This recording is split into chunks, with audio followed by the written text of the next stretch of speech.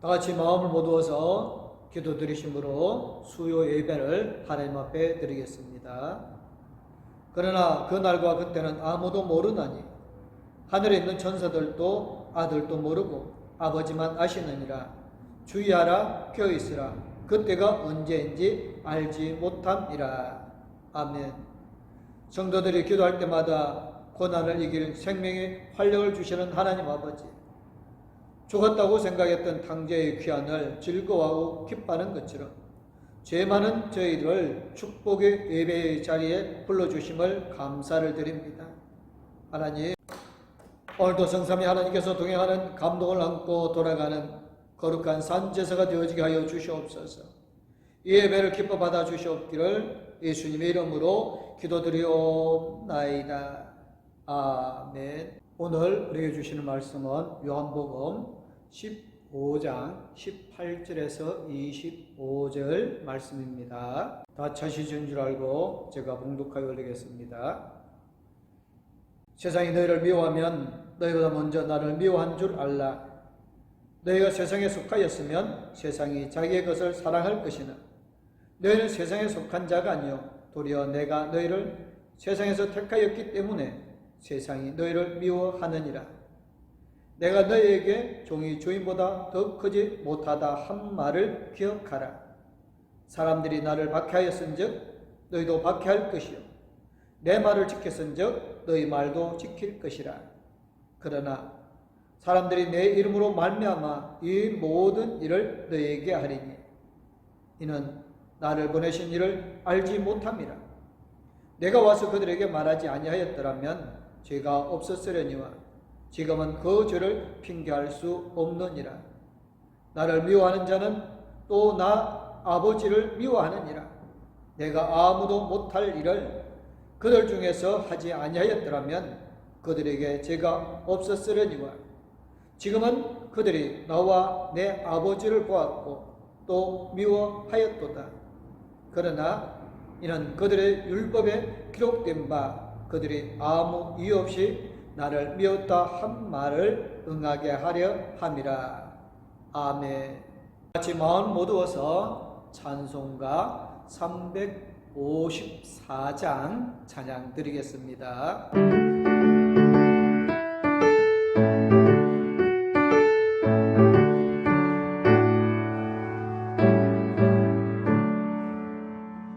주를 항모하는 자 올라가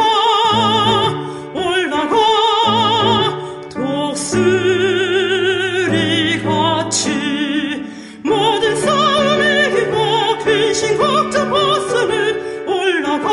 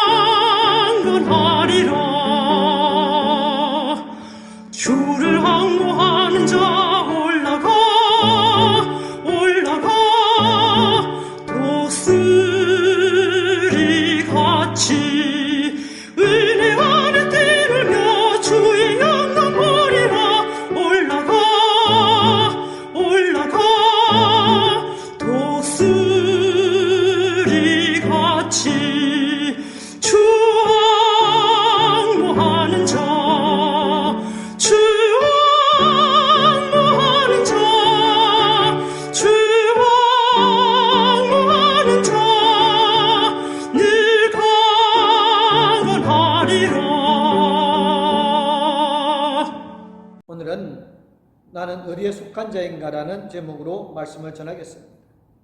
요한복음 15장 1절에서 11절은 참 포도나무와 가지 비유를 통해 그리스도와 성도의 연합을 말씀하고 있습니다. 요한복음 15장 12절에서 17절은 그리스도와 연합한 성도들이 실천해야 할 사랑을 말씀합니다. 그리고 본문은 성도와 세상과의 관계에 대해 말씀하고 있습니다.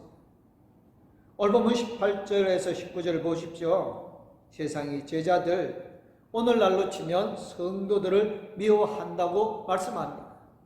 다시 말해 예수 믿는 성도들이 아무 이유 없이 세상으로부터 미움을 받고 있는 것이지요. 우리가 전도 현장에서 꾀저리게 경험하고 있습니다. 예수라는 말만 해도 능들머리 내는 사람들을 흔히 봅니다. 그 중에 세상의 모든 정보와 지식을 수용해야 하는 젊은이들이 증오하는 것을 볼 때 참으로 안타깝고 답답하기도 합니다. 그렇습니다. 세상이 성도들을 미워하는 것은 어제 오늘의 일이 아닙니다. 하나님께서 사도 요한을 통해 요한복음을 기록하실 때도 그랬습니다. 즉 1세기 후반 성도들이 이방인들에게는 물론 유대인들에게도 박해를 받았습니다. 특히 당시 팔레스타인을 지배하고 있던 로마로부터 조직적인 박해를 받지 않았습니까? 오늘날이라고 다를 게 있겠습니까? 그때나 지금이나 꼭 마찬가지입니다. 미처 복음이 전해지지 않는 지역에서 일어나는 핍박은 도를 넘어선 지 오래고요. 우리나라에서도 예수 믿는 성도들에 대한 증오와 박해가 있었습니다. 노골적인 박해는 적지만 예수 믿는 성도들을 증오하고 박해하기는 마찬가지입니다. 여러분, 왜 세상이 성도들을 박해한다고 생각합니까? 본문 19절의 하반절의 말씀처럼 예수께서 제자들, 즉 성도들을 택하셨기 때문입니다. 다시 말해 예수 믿어 성도가 되기 전에는 사탄의 사람들을 죄와 사망의 줄로 얽어매었습니다. 그런데 예수 믿어 성도가 되더니만 죄와 사망을 두려워하지 않는 것입니다. 도리어 그것을 극복해 버리는 게 아닙니까? 죄와 사망의 굴레로부터 해방이 되어 그것을 지배하면서 살아가더라는 것입니다. 그 광경을 본 사탄이 얼마나 큰 충격을 받고 조급증에 시달리겠습니까? 그래서 예수님으로부터 돌아서서 자기 편으로 돌아오도록 하기 위해 사탄이 세상을 부추겨서 성도들을 미워하고 박해하는 것입니다. 성도들을 미워하고 박해하는 것 같지만 사실은 예수님을 미워하고 박해하는 것입니다. 본문 18절에서도 그렇게 말씀하고 있지 않습니까? 세상이 너희를 미워하면 너희보다 먼저 나를 미워한 줄을 알라고 말입니다. 또 본문 20절 하반절에서는 사람들이 나를 박해하였은즉 너희도 박해할 것이다 라고 말씀하고요. 본문 23절에서는 예수님께서 말씀하신 대로 세상이 예수님을 미워하고 핍박하는 것은 예수님을 이 땅에 보내신 창조주 하나님을 미워하고 핍박하는 것이 된다고 말씀하고 있습니다. 그러니까 유대인들은 자기들이 그토록 믿고 섬긴다고 했던 하나님을 도리어 미워하고 핍박한 꼴이 되어졌습니다. 그렇다면 정작 그들은 본문 21절의 하반절 말씀처럼 예수님을 보내신 하나님을 제대로 알지 못하고 또 제대로 믿지 않았던 것입니다. 저와 여러분은 예수님을 알지도 또 믿지도 않는 유대교 지도자들과 유대인들을 이해할 수 없을 것입니다. 왜 그렇습니까? 그들은 누구보다도 성경을 잘 가르치고 잘 배우고 주야로 묵상하는 사람들이기 때문입니다. 따라서 그들은 구약 성경 가운데 드러나고 있는 예수의 초림 예언에 대해서도 잘 알고 있었고요. 장차 오실 예수님을 적극적으로 세상에 드러나며 소개했어야지. 그렇게 해야 할 책임 있는 사람들이 유대의 지도자들과 유대인들이었습니다. 그럼에도 불구하고 그들은 구약의 예언대로 오신 예수님을 부정했고요. 예수님을 미워하고 심히 핍박하다가 나중에는 십자가에 달려 죽게 했던 것입니다. 예수님이 사람의 몸을 입으셨지만 동시에 메시아이자 하나님이시라는 사실도 여러 가지 이적과 기사를 통하여서 그들에게 보여주셨고 또 그들도 그 광경을 직접 보았습니다. 그런데도 그들은 예수님을 핍박하고 십자가에 못 박아 죽였고요. 유대교를 믿다가 회개하고 예수 믿게 된 사람들조차 미워하고 박해했습니다. 하나님을 잘 믿고 잘 섬긴다고 자부했던 그들이 신앙이 얼마나 허구적이고 위선적인 것입니까? 결국 유대교 지도자들과 유대인들의 증오와 박해는 본문 25절의 말씀처럼 율법과 선지자들의 글과 시편 등 구약 성경 전체에 기록된 예언을 성취시키는 일에 쓰임을 받았습니다. 즉 그들이 이유 없이 예수님을 미워할 것입니다 라고 하는 예언이 이루어지는 일에 유대교 지도자들과 유대인들이 쓰임을 받게 되어진 것입니다.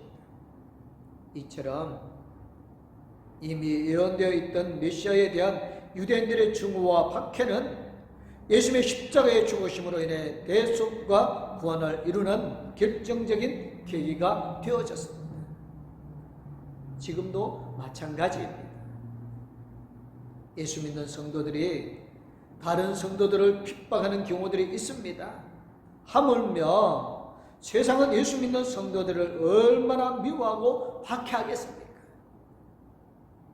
예수 믿지 않는 세상 사람들이야 예수를 모르기에 세상에 속한 자일 수밖에 없고요. 예수 믿는 성도들도 과연 나는 어디에 속한 자인가? 라고 하는 질문을 해보고 고민해 보아야 합니다.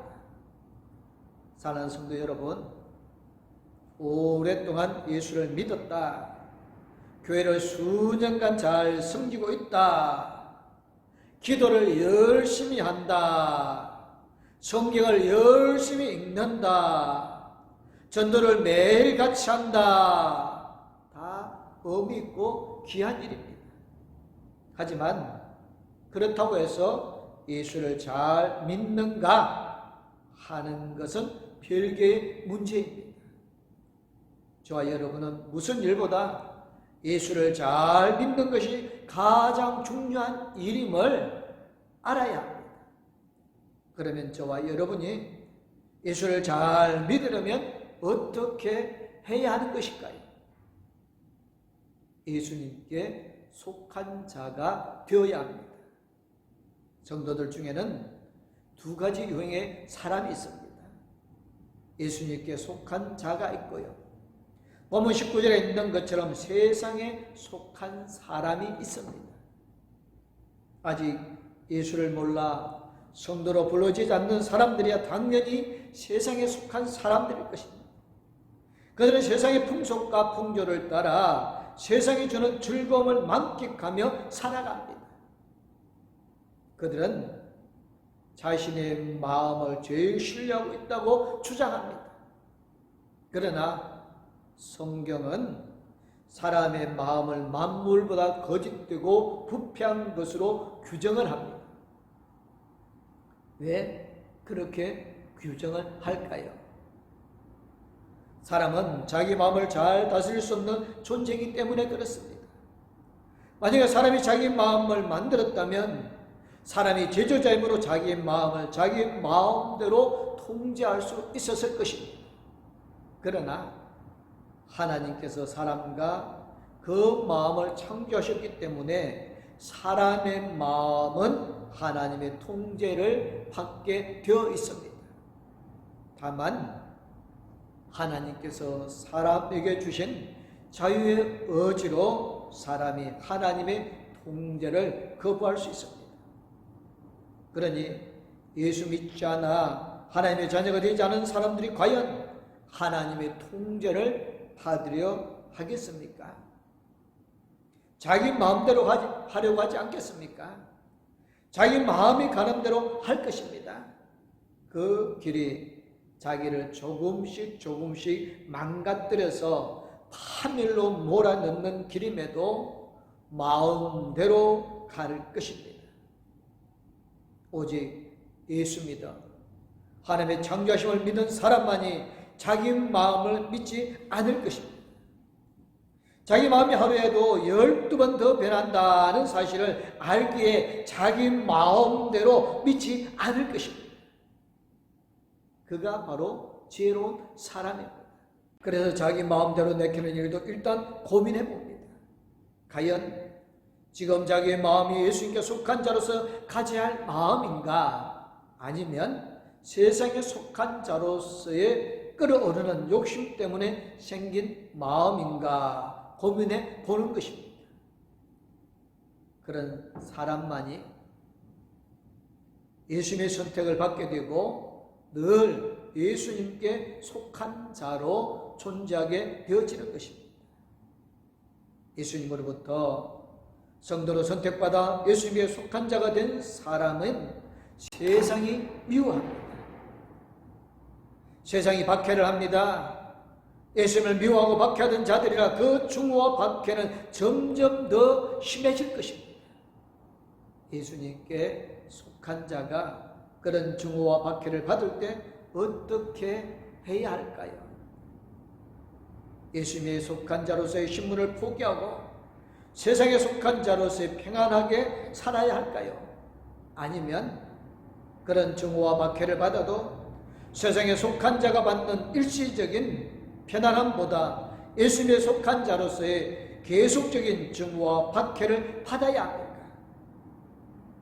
저와 여러분이 진정 예수님께 속한 사람이라면 지금 받는 증오와 박해는 물론 장차 받게 될 증오와 박해도 능히 감당해야 되어집니다. 본문 20절 보면 예수님께서 제자들에게 그들이 장차 받게 될 박해를 말씀하고 있습니다. 내가 너에게 종이 주인보다 더 크지 못하다 한 말을 기억하라. 사람들이 나를 박해하였은즉 너희도 박해할 것이요 내 말을 지켰은즉 너희 말도 지킬 것이라고 말입니다. 보십시오. 예수님은 유대인들이 나를 박해한 것처럼 제자들 너희도 박해할 것이라고 말씀합니다. 그러나 내가 받은 증오와 박해보다는 덜 할 것임도 말씀하고 있습니다. 예수님께서 당시에 사용되고 있던 객언을 이용해서 말씀하고 있는 것입니다. 즉 종이 주인보다 크지 못한 것처럼 종인 너희들이 받을 박해는 주인인 내가 받을 박해보다 크지 않을 것임을 말씀하고 있습니다. 예수님은 제자들이 그렇다고 해서 그 박해를 두려워할 필요가 없다는 말씀도 합니다. 제자들에게 기억하라고 하시죠. 예수님께서 내 말을 기억하면 내가 세상을 떠난 후에도 받게 될 증오와 박해를 잘 견딜 수 있을 것임을 말씀하셨습니다. 무엇보다 예수님 제자들이 들으면 위로가 되고 그 믿음의 용기가 될 만한 말씀도 하셨습니다. 사람들이 나를 박해했지만 내 말을 듣고 지킨 사람들도 있다고 말씀하셨습니다. 또 내 말을 지켰다면 너희들의 말도 지키지 않겠는가? 반드시 지킬 것이다는 말씀도 해 주셨습니다. 그렇습니다. 예수님의 말씀처럼 제자들은 예수님께서 부활 승천하시어 이 세상에 계시지 않을 때에 광야와 같은 세상으로 나가서 예수님을 증거를 할 것입니다. 그때에 그것을 듣고 예수 믿고 예수님의 말씀을 지키는 자들이 있게 됨을 체험하게 될 것입니다. 저와 여러분은 본문 말씀을 통하여서 예수에게 속한 자만이 예수님의 말씀을 지키게 되고요, 예수에게 속한 자만이 예수님과 그 말씀을 세상에 증거하게 되어짐을 알게 되어졌습니다. 제자들처럼 우리 역시 예수님을 증거할 때에 많은 미움과 박해를 받게 될 것입니다. 그럴 때에도 낙담하여 포기하지 않고 미움과 박해를 잘 견디면 복음을 받은 사람들 중에 예수 믿는 사람들이 많이 생기는 역사가 일어날 것입니다. 아무쪼록 저와 여러분 세상에 속한 자로부터 벗어나 예수님께 속한 자가 되되 늘 예수님께 속한 자가 되어서 예수님 때문에 당하는 세상의 증오와 박해를 견딜 뿐 아니라 도리어 예수님을 세상에 증거를 해서 복음을 받고 예수 믿는 사람들이 생기는 일에 쓰임받는 그리스도인으로 살아갈 수 있기를 간절히 주님의 이름으로 축원합니다. 아멘. 기도하겠습니다. 사랑의 하나님 감사합니다. 우리가 어디에 속하여 있는지를 다시 한번 돌아보게 하여 주시고 예수님에게 속한 자가 되어질 때 고난과 박해, 어려움도 있을 것이지만 우리가 당하는 그 고난, 박해, 핍박, 어려움도 주님이 당한 것에 비하면 아무것도 아닐 줄 압니다. 주님, 십자가에 고난 당하심으로 우리를 지켜서 건져 권하여 주시고 우리를 택하여 세상에 속하지 않게 하여 주셔서 감사를 드립니다. 이제는 예수님께 속한 사람으로서 하나님의 복음의 메시지를 세상에 전하여서 많은 영혼들을 구원하게 하여 주시옵소서. 하나님의 나라에 크게 쓰임받는 우리 봉독교회 모든 성도님들이 되어지게 하여 주실 줄 믿사옵고 죄와 사망에서 건져 구원하여 주신 우리 주 예수 그리스도 이름으로 기도드리옵나이다. 아멘. 이제는 우리의 죄에서 건져 구원하여 주시고 거룩한 하나님의 자녀 삼아주신 우리 주 예수 그리스도는 우리와 함께 계시며 영원토록 우리의 힘과 능력이 되어주실 하나님의 그 큰 사랑, 우리 나아갈 길을 인도해 주시고 동행하여 주실 성령님의 감화 감동 위로 교통 충만하심, 예수님께 속한 사람으로 살아가기를 원하는 봉독교회 모든 성도님들과 가족들 위해 이제부터 영원토록 함께하옵기를 간절히 축원하옵나이다. 아멘.